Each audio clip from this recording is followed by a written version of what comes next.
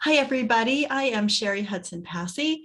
I am on the SLIG committee, and I am so excited to be meeting here today with David Rencher. We are going to talk about his upcoming class for SLIG, Behind the Scenes of Family Search, Technology and Features.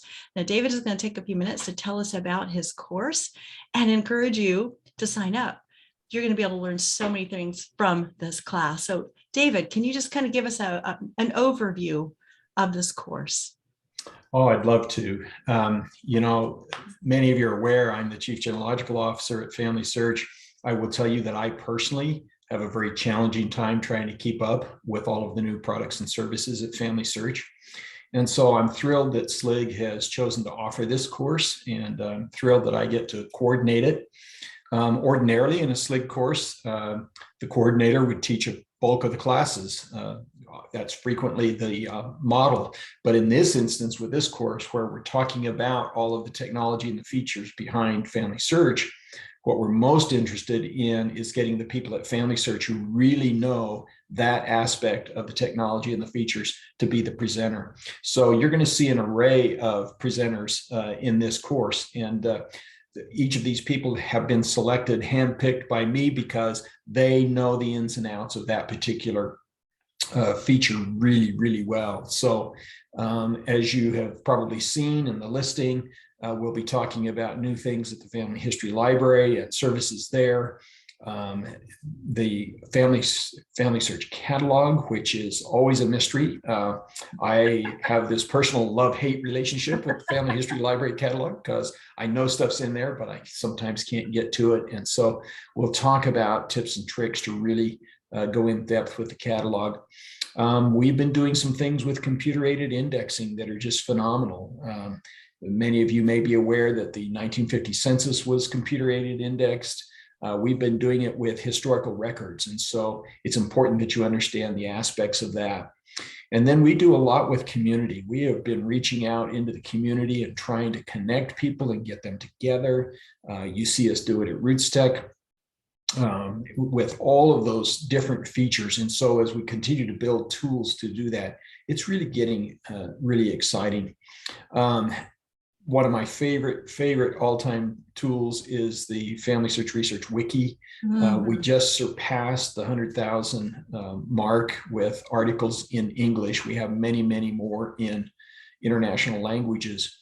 But there are a variety of experts and my colleagues who contribute to the wiki. One of them, I won't name her specifically, but I said, why do you contribute? And they simply said, I cannot not do it because they know stuff and they want to share that and they put it in there. And so I just tell you that the FamilySearch Wiki is one of my first stops, and there are a number of unique features in there that I'd really love for you to understand. And I'd love for people who take this class to learn how to contribute to the wiki, because everybody knows something. Right. We have a number of different ways to get to FamilySearch images. We have billions of images online. It never ceases to amaze me how people only use one aspect of our access to our images and don't understand all of the multiple ways that they can get to those access points. And then, we have a family tree that is curated by the public. Love them, hate them. We will share some tips with you about how to put stuff in the tree that cannot be edited or changed. How's that for a teaser? I think that's very important for you to know.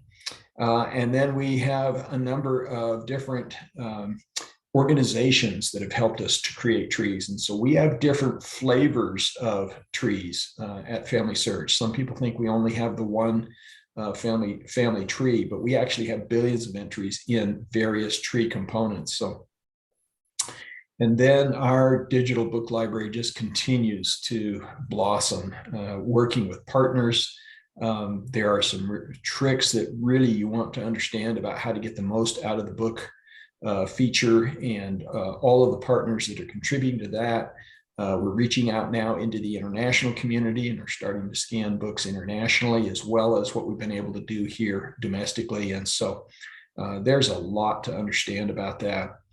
FamilySearch partners with a lot of different groups and individuals. And so understanding the differences, for example, in some of the other sites and what data is where and why we partner with them and what the exchange is and what the impact is on access to images, all those kinds of things. Because as you work with any partner, we happen to be a nonprofit, but the other partners are commercial partners, and so there are some embargoes and that kind of thing that for a certain period of time while they recoup their costs on their investment. So and then my favorite, obviously, is just always the tips and tricks, because there are so many ways to accelerate your research if you understand what's going on behind it, how we've created the metadata, how our search engines work, what authority systems we're using, how those differ from other websites, that kind of thing. We are all about connecting people, and so memories are an important component of the FamilySearch website. We love for people to be able to connect through memories, and we love for people who are into family history and understand family history be able to come up with ways to share that with their family in bite-sized chunks to where the family wants to engage, rather than sitting down and saying, I'm going to tell you about your family, and their eyes just glaze over, and it's just, it's just a mess from there. We have so many online collections, understanding how those collections are created, understanding that there are descriptive pages to those collections in the Research Wiki and how to get to those. Just a fabulous resource there. We've been doing a lot with handwriting technology. That's been more than a decade in the making. It continues to grow. It's going to be fun to peel back the covers a little bit and show you what's going on there. We love our mobile apps. We continue to look at creating mobile apps. You notice that we created a mobile app for the 1950 census when we indexed it. And so that continues to be a way that we are engaging people, and you can basically contribute or participate anytime. Many of you rely on our family search centers throughout the world. And so we want you to understand how those are operated and access to those and all those kinds of things. And then we have a number of community outreach and projects that go on in different communities. We've partnered with some local museums. We've put cameras on site there and done some fabulous things with that. And then, I know that many of the people who come to SLIG are also people who attend RootsTech. And one of the things we want to help you do is to get the most out of your RootsTech experience. And so the beauty of the Salt Lake Institute is it's always right before RootsTech. And so there'll be some fabulous tips there about how to navigate and what to do with the features and all of those kinds of things. So just as a course in general, what we're really trying to do is to just show you the breadth and depth and the array of resources at FamilySearch, because we're an organization that's been around for a long, long time.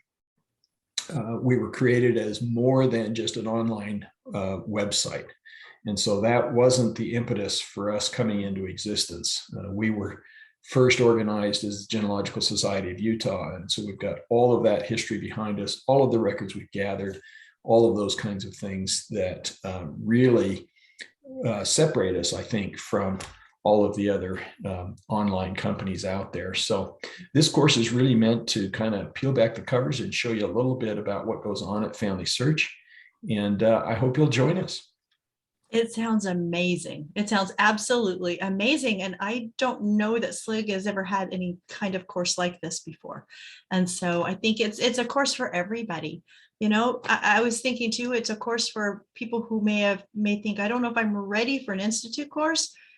This actually will pull in anybody. You don't need to, be worried about, am I ready? This is the course for you. This is a fabulous course to teach you those ins and outs.